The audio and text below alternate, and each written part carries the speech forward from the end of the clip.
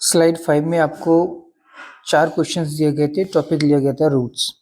I hope आप लोगों ने ट्राई किया होगा और पता चल गया होगा कि किस क्वेश्चंस में किस तरह की डिफिकल्टी आ रही है। तो इसके सॉल्यूशन पे आते हैं। क्वेश्चन नंबर 1 बहुत ही आसान है, बेसिक कॉन्सेप्ट है। सिंपली पूछा है रूट का फंक्शन क्या होता है। ये तो बच्चों को पता होता है कि रूट का 2 ही फंक्शन होते हैं, एक तो वाटर को एब्जॉर्ब करना और दूसरा मिनरल्स को। सेकंड क्वेश्चन पे आते हैं। ये भी पहले की तरह सिंपल ही है। पूछा गया है कि which of the following plant does root modify to store food, मतलब कौन से प्लांट्स में रूट को फूड स्टोरेज के लिए मॉडिफाई किया जाता है। पहला ऑप्शन दिया है इसने मक्का। आप सबको पता है कि मक्का अपने आप में एक सीड होती है, ना कि रूट, तो ऑप्शन तो यही गलत हो गया। सेकंड है टर्निप, बिल्कुल सही आंसर है। टर्निप अपने आप में रूट होती है जो मॉडिफाई होकर फूड को स्टोर करती है। ठीक। सी ऑप्शन मटर, ये भी गलत, ये भी अपने आप में सीड है। मनी प्लांट, मनी प्लांट में कहीं भी कोई भी मॉडिफिकेशन आपने नहीं देखा होगा, और आप ध्यान से देखा है तो इसमें स्टेम होता है, सिंपल लीव्स होती हैं। ठीक है, तो ये भी ऑप्शन गलत हो गया। सिंपल है, आगे बढ़ते हैं। थर्ड क्वेश्चन में पूछा है, थोड़ा एडवांस है, लेवल बढ़ाया है, और इसमें कॉन्सेप्ट के साथ साथ थोड़ा रीजनिंग, यानी कि आपको एनालिटिकल अप्रोच अपना इसमें यूज करना है। क्वेश्चन है प्रॉप रूट्स और स्टल्ट रूट पे पूछ रहा है। ये प्रॉप रूट और stilt root perform similar function in different plants. The similarity is due to which evolutionary adaptation. अगर आपको पता है, देखो अगर आपको कॉन्सेप्ट बहुत डीप में नहीं पता, आपने रट्टा भी मारा तब भी ये क्वेश्चन हो जाएगा, क्योंकि बोल रहा है सिमिलर फंक्शन, और सिमिलर फंक्शन जिसमें होते हैं उसमें उन इवोल्यूशनरी स्ट्रक्चर्स के लिए एक वर्ड यूज होता है, एनालोगस। ठीक है, तो इसका मतलब क्या है कि प्रॉप रूट और स्टिल्ट रूट दोनों के दोनों क्या है, एनालोगस स्ट्रक्चर है। पूछ क्या रहा था, विच इवोल्यूशनरी एडॉप्टेशन। तो आपको इवोल्यूशन में जो प्रोसेसेस होती हैं, जो एडॉप्टेशन होता है, उसके बारे में अगर बेसिक नॉलेज है तो आप ये अटेम्प्ट कर जाओगे। पहले ऑप्शन में क्या दे रखा है इसने, homologous structure due to the common ancestry. ये तो पूरी तरह से गलत है, क्योंकि हम पहले ही पता कर चुके हैं जिनका फंक्शन सिमिलर होता है वो एनालोगस होते हैं। सेकंड ऑप्शन में कह रहा है analogous structures due to the similar function. ये आंसर सही है। फंक्शन सिमिलर कैसे हैं उस पर बात कर लेते हैं। अब सामने आपके दोनों रूट्स हैं, एक प्रॉप रूट्स और एक स्टल्ट रूट। आई होप आपको पता होगा, इसमें बताने की जरूरत नहीं होनी चाहिए आपको कि प्रॉप रूट्स क्या होती है और स्टल्ट क्या होती है। डायग्राम के कंटेक्स्ट में बात कर रहा हूं मैं। इसको इमेज अगर हम ए कहें और नीचे वाले को इमेज बी कहें, तो बी जो इमेज है इसमें देखो, इसमें क्या होता है, रूट के पास जो स्टेम है, जो बेसल पोर्शन है, बेस से रूट्स निकल रही हैं, और ना तो ये एकदम सीधी है और ना ही एकदम वर्टिकल है, ये ऑब्लिक फॉर्म में निकल रही है, और इनका काम क्या है, पेड़ को एंकरिंग करना, मजबूती देना। ठीक है, ठीक इसी तरह से इमेज ए में इसमें एक बरगद का पेड़ है जिसमें से हैंगिंग रूट्स हैं, और ये नीचे जाके जब एंकर होती है सॉइल से, ठीक है, तो ये भी क्या करती है, प्लांट्स को स्ट्रेंथ प्रोवाइड करती है या फिर उसको गिरने से बचाती है। तो दोनों का काम सिमिलर क्या हुआ, दोनों प्लांट्स को क्या कर रही है, मैकेनिकल सपोर्ट प्रोवाइड कर रही है। तो ये होगी इनके फंक्शन की सिमिलैरिटी। क्लियर हो गया। तो सेकंड और एनालोगस स्ट्रक्चर्स, हम अगर आपने थोड़ा भी पढ़ा है तो एनालोगस स्ट्रक्चर्स क्या होते हैं, देखो दो कॉन्सेप्ट होते हैं, होमोलोगस और एनालोगस। तो होमो कहां से शब्द है, पहले इसको समझो। होमो का मतलब होता है सिमिलर। अब similar in what, similar in anatomy, anatomy. क्योंकि जब हम एवोल्यूशन की बात करते हैं तो सबसे पहले एवोल्यूशन का जो रिलेशन आता है वो आता है एनाटॉमी के साथ में। एनाटॉमी का मतलब है कि जो स्ट्रक्चर है किसी भी पार्ट का जिसकी हम बात कर रहे हैं, उसका स्ट्रक्चर क्या है, उसकी संरचना क्या है।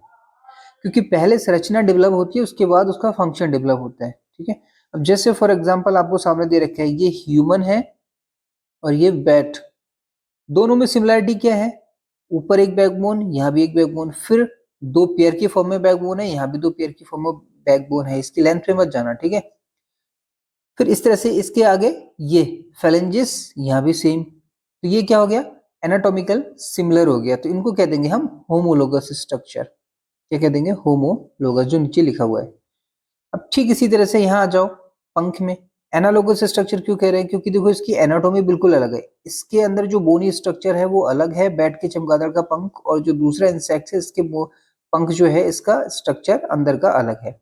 बट दोनों का फंक्शन सिमिलर है, दोनों फ्लाई करने के लिए, उड़ने के लिए इस्तेमाल करते हैं। तो ये कॉन्सेप्ट निकला है होमो और एनालोगस का। ठीक इसी तरह से हम मतलब एक तरह से अगर आप इसको समराइज करो तो होमो का मतलब क्या हो जाता है, दो चीजें हो जाएंगी यहाँ पे, एक तो ओरिजिन, बहुत ज्यादा डिटेल में ना जाके, और दूसरा हो जाएगा फंक्शन। ठीक है, तो जिनकी ओरिजिन सेम होती है और फंक्शन डिफरेंट होता है तो उनको कह देते हैं हम होमोलोगस। ठीक है, और जिनकी ओरिजिन डिफरेंट होती है और फंक्शन सेम होता है तो उनको कह देते हैं हम एनालोगस। जैसे इसके ये प्रॉप और प्रॉप और स्टिल ट्रूथ में आपको क्या दिख रहा है, इसकी ओरिजिन आपको एक ही जैसी दिख रही है? बिल्कुल नहीं। देखो जो बरगद का पेड़ है इसमें जो रूट्स निकल रही हैं वो वर्टिकली जो स्टेम ग्रो हो रहा है, सॉरी नॉट वर्टिकली, हॉरिजॉन्टली जो स्टेम ग्रो है वहां से रूट वर्टिकली डाउनवर्ड की तरफ मूव कर रही है। जबकि मक्के के पेड़ में क्या हो रहा है, एकदम बेस से रूट निकल रही है और ऑब्लिकली ग्रो कर रही है, ना कि वर्टिकली ना ही हॉरिजॉन्टली। ठीक है, तो इनका जो ओरिजिन का पॉइंट है वो अलग हो गया। ये हो गया कॉन्सेप्ट होमो और एनालोगस का। वेस्टिजियल ऑर्गन्स आपको पता ही है क्या होते हैं, ऐसे ऑर्गन्स जो पहले थे और जिनका पहले प्रॉपर फंक्शन था, बट अब उनका फंक्शन रिड्यूस होता गया तो वो उनकी फॉर्म भी, उनका साइज भी रिड्यूस होता गया। कई बार तो क्या होता है, बहुत सारे वेस्टिजियल ऑर्गन्स एक दूसरे फंक्शन को अडॉप्ट कर लेते हैं और यही होता है इवोल्यूशन में। ठीक है, यहाँ पे कुछ वेस्टिजियल ऑर्गन्स के एग्जांपल दे रखे हैं ह्यूमंस में ही। जैसे सबसे कॉमन जो आपको याद रखना होता है, जैसे विजडम टीथ, कोई मतलब नहीं, बहुत ज्यादा पीछे होता है और लेट निकलता है तो उसका रोल है नहीं, ना भी हो तो चल जाता है। अपेंडिक्स, कई बार छोटी हाथ से छोटा सा हिस्सा निकला होता है, वो उसका कोई फंक्शन है नहीं, और ऊपर से क्या होता है, ये डिजीज अलग करता है क्योंकि कई बार इसमें अनडाइजेस्टेड फूड पहुंच जाता है, जब सड़ने लगता है तो वहां से एक दिक्कत शुरू हो जाती है। इसी तरह से कॉकेक्स यानी टेल पूज जो कह सकते हो, ऐसे बहुत सारे ऑर्गन्स हैं जो एक तरह से वेस्टिजियल है। वेस्टिजियल का मतलब आप ऐसे मत समझिए कि बॉडी में उनका कोई फंक्शन नहीं है, ऐसे समझिए बॉडी में उनका फंक्शन इतना रिड्यूस्ड हो चुका है कि अगर वो ना भी हो तो बॉडी पे कोई ज्यादा अंतर नहीं पड़ेगा। ठीक है, तो ये था हमारा वेस्टिजियल ओसेसी का। तो इसका आंसर तो आपको पता चल ही गया होगा, इसका आंसर हो जाएगा बी, थर्ड वाले क्वेश्चन का। फोर्थ ऑप्शन बचा है इसका मॉडिफिकेशन ऑफ फूड स्टोरेज, वो उससे मतलब है नहीं यहाँ पे, क्योंकि यहाँ पे क्या कर रहे हैं, प्रॉप और स्टिल्ट की बात कर रहे हैं और यहाँ पे किसी भी रूट का मॉडिफिकेशन नहीं हो रहा है, सिंपली रूट ग्रो हो रही है और सॉइल के साथ एंकर हो रही है। ठीक है, तो ऑप्शन डी भी गलत हो जाएगा। फोर्थ क्वेश्चन में उन्होंने पूछा हुआ है, ये एनालिटिकल का, इसमें बेसिकली क्या फिजियोलॉजी और मॉर्फोलॉजी को इन्होंने इंक्लूड किया है। ये पूछना चाह रहे हैं, pneumatophore are positively geotropic roots found in mangroves. ठीक है, मैनग्रोव्स। दूसरा स्टेटमेंट कह रहा है, they facilitate gaseous exchange in water logged soil. अब न्यूमेटोफोर्स क्या होता है पहले तो आपको ये पता होना चाहिए। ठीक है, फिर जियोट्रॉपिक मूवमेंट क्या होती है ये आपको पता होना चाहिए। क्लियर? जियो का मतलब समझ में आ गया ना, जियो का मतलब होता है एक तरह से पृथ्वी की ग्रेविटी, और ट्रॉपिक का मतलब क्या होता है, मूवमेंट एक तरह से। ठीक है, तो टुवर्ड्स द ग्रेविटी अगर मूवमेंट होती है तो क्या हो जाएगा, वो जियोट्रॉपिक मूवमेंट हो जाएगी, और अगेंस्ट द ग्रेविटी होती है तो क्या हो जाएगी, नॉन जियोट्रॉपिक हो जाएगी। तो सवाल ये है कि इसमें ये पूछ रहे हैं इसमें से कौन सा स्टेटमेंट सही है।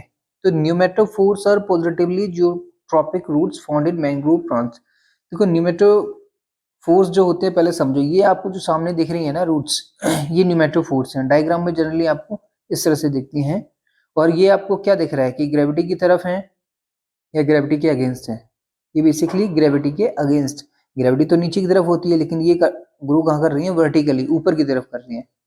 तो जो न्यूमेटोफोर्स होती हैं एक तरह से मॉडिफाइड रूट जो होती हैं, ये अपने आप में जनरली जो रूट का कॉन्सेप्ट होता है टुवर्ड्स द ग्रेविटी ये ग्रो करती है, मतलब गुरुत्वाकर्षण जिस डायरेक्शन में होता है उसी डायरेक्शन में ये ग्रोथ करती है। बट यहाँ पे उल्टा हो रहा है, तो पहला वाला स्टेटमेंट तो सही नहीं है, ये तो यहाँ पे गलत हो गया।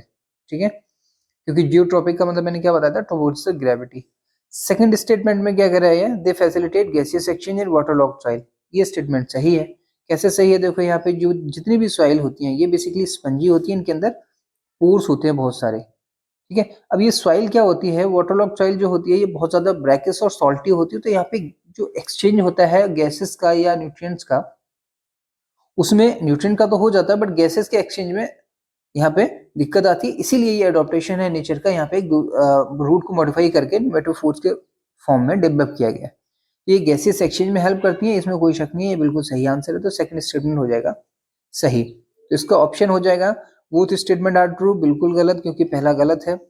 Statement first is true, statement second is false, ये भी गलत है, पहला फॉल्स है दूसरा सही है। First is false, second is true, answer हो जाएगा इसका सी। ठीक है, अब डी की तरफ जाने की जरूरत नहीं है। तो ये थे 4 क्वेश्चंस। होप आई होप आप लोगों को से मदद मिली होगी। ठीक है, अब अगली स्लाइड में मिलेंगे।